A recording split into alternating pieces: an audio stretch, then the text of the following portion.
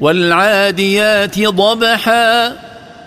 أقسم الله بالخيل التي تجري حتى يسمع لنفسها صوت من شدة الجري. فالموريات قدحا. وأقسم بالخيل التي توقد بحوافرها النار إذا لمست بها الصخور لشدة وقعها عليها. فالمغيرات صبحا. وأقسم بالخيل التي تغير على الأعداء وقت الصباح. فأثرن به نقعا. فحركن بجريهن غبارا. فوسطن به جمعا. فتوسطن بفوارسهن جمعا من الأعداء.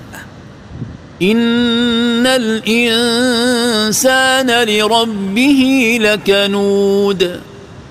إن الإنسان لمنوع للخير الذي يريده منه ربه. وإنه على ذلك لشهيد. وإنه على منعه للخير لشاهد، لا يستطيع إنكار ذلك لوضوحه. وإنه لحب الخير لشديد. وإنه لفرط حبه للمال يبخل به.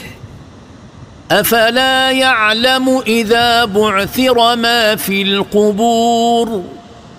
أفلا يعلم هذا الإنسان المغتر بالحياة الدنيا إذا بعث الله ما في القبور من الأموات وأخرجهم من الأرض للحساب والجزاء أن الأمر لم يكن كما كان يتوهم. وحصل ما في الصدور. وأبرز وبين ما في القلوب من النيات والاعتقادات وغيرها. إن ربهم بهم يومئذ لخبير. إن ربهم بهم في ذلك اليوم لخبير، لا يخفى عليه من أمر عباده شيء وسيجازيهم على ذلك.